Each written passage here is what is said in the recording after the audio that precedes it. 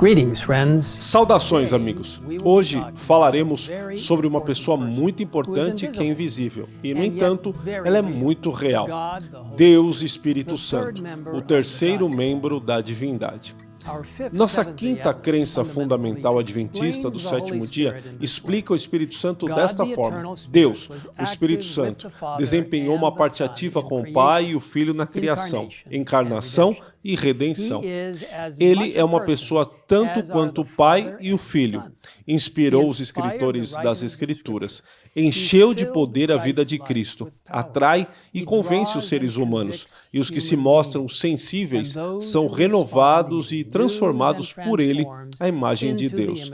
Enviado pelo Pai e pelo Filho para estar sempre com seus filhos, Ele concede dons espirituais à Igreja, a habilita a dar testemunho de Cristo e, em harmonia com as Escrituras, guia em toda a verdade.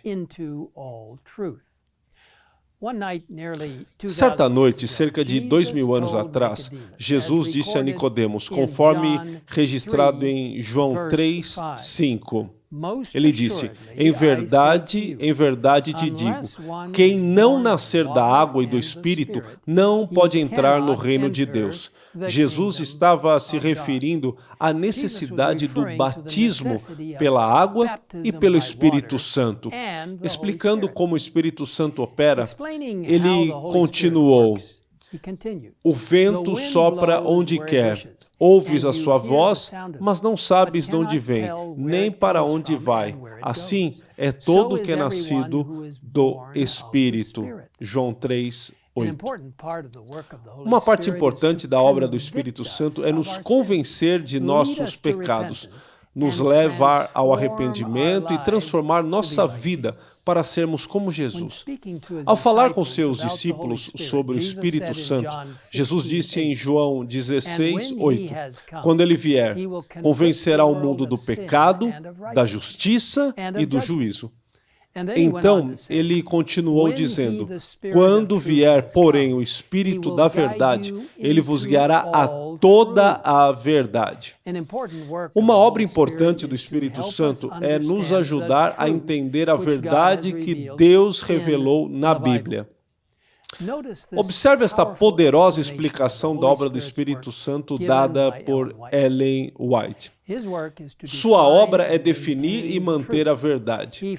Ele primeiro habita no coração como o Espírito da verdade, tornando-se assim o Consolador. Há conforto e paz na verdade, mas nenhuma paz ou conforto real se pode achar na falsidade. O Espírito Santo fala à mente por meio das Escrituras, e grava a verdade no coração. Assim, expõe o erro, expelindo da alma. Como parte integrante da divindade, o Espírito Santo existe desde a eternidade, e a Bíblia o revela como uma pessoa, não como uma força impessoal. Ele se esforça, como lemos em Gênesis 6:3, onde o Senhor diz, o meu Espírito não agirá para sempre no homem. Ele ensina, como indicado em Lucas capítulo 12, versículo 12, porque o Espírito Santo vos ensinará, naquela mesma hora, as coisas que deveis dizer. Ele convence, como observamos em João 16:8. Em Atos 13:2, vemos ele dirigindo os assuntos da igreja. Em Romanos 8:26, lemos esta bela descrição. Também o Espírito, semelhantemente, nos assiste em nossa fraqueza, porque não sabemos orar como convém, mas o mesmo Espírito intercede por nós sobremaneira com gemidos inexprimíveis. Ele nos inspira, como indicado em 2 Pedro 1:21, porque nunca, jamais qualquer profecia foi dada por vontade humana. Entretanto, homens santos falaram da parte de Deus, movidos pelo Espírito Santo. Ele santifica, como diz 1 Pedro 1, 2. Se refere à presciência de Deus Pai em santificação do Espírito para a obediência e a aspersão do sangue de Jesus Cristo. O Espírito Santo estava ativo na criação e o Espírito de Deus pairava por sobre as águas. Davi conhecia quando clamou no Salmo 51, 11: não me repulses da tua presença, nem me retires o teu Santo Espírito. Vemos o papel do Espírito Santo na encarnação de Jesus, quando um anjo disse a Maria, conforme registrado em Lucas 1,35, diz assim: descerá sobre ti o Espírito Santo e o poder do Altíssimo te envolverá com a sua sombra. Por isso, também o ente santo que há de nascer será chamado Filho de Deus. O próprio Jesus reconheceu a unção do Espírito Santo quando leu Isaías 61:1. O Espírito do Senhor está sobre mim, porque o Senhor me ungiu para pregar boas novas aos quebrantados. Enviou-me a curar os quebrantados de coração, a proclamar libertação aos cativos e a pôr em liberdade os algemados. Pouco antes de sua crucifixão, Cristo assegurou a seus discípulos: isto vos tenho dito, estando ainda convosco, mas o Consolador, o Espírito Santo, a quem o Pai enviará em meu nome, esse vos ensinará todas as coisas e vos fará lembrar de tudo o que vos tenho dito. Apenas 50 dias depois, a promessa de Cristo aos seus discípulos foi cumprida, conforme registrado em Atos 2, 1 a 4. Ao cumprir-se o dia de Pentecostes, estavam todos reunidos no mesmo lugar. De repente, veio do céu um som, como o de um vento impetuoso, e encheu toda a casa onde estavam assentados. E apareceram, distribuídas entre eles, línguas como de fogo, e pousou uma sobre cada um deles. Todos ficaram cheios do Espírito Santo. Mais tarde, em Atos 10, 38, ouvimos Pedro pregando à casa de Cornélio, um centurião romano, dizendo-lhes como Deus ungiu a Jesus de Nazaré com o Espírito Santo e com poder. Em Romanos 5:5 temos a certeza: ora, a esperança não confunde, porque o amor de Deus é derramado em nosso coração pelo Espírito Santo que nos foi outorgado. Todos os seguidores de Cristo devem receber o batismo do Espírito Santo, fazendo uma entrega total a Ele, permitindo que Ele transforme suas vidas. Essa transformação é explicada claramente em Gálatas 5, onde somos exortados no versículo 16.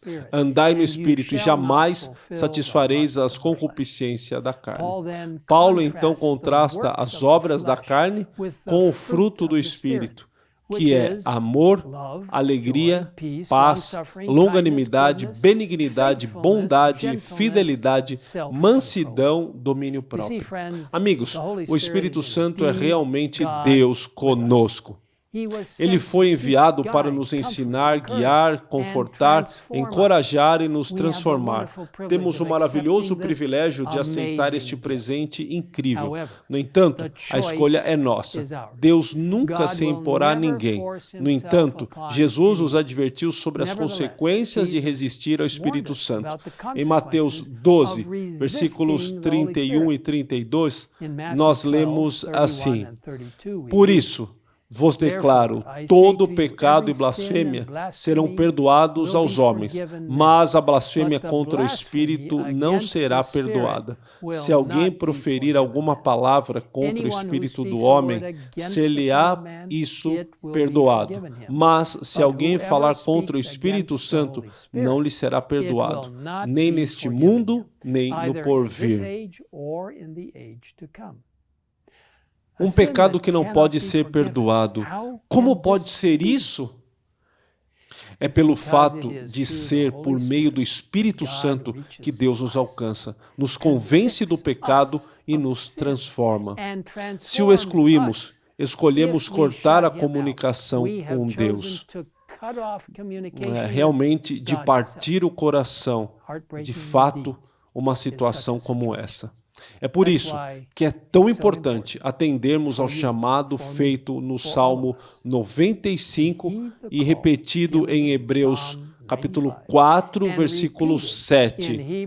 Diz assim: hoje, se ouvirdes a sua voz, não endureçais o vosso coração. Amigos, convido vocês a aceitarem este maravilhoso presente hoje.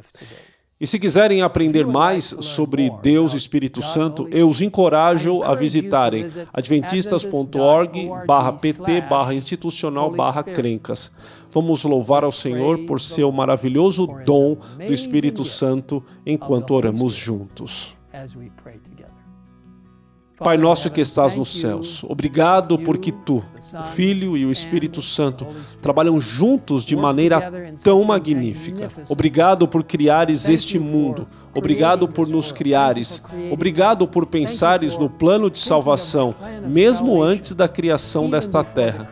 Obrigado por enviares o Espírito Santo para nos convencer, para nos ensinar, para nos ajudar em nosso trabalho para Ti, capacitando-nos.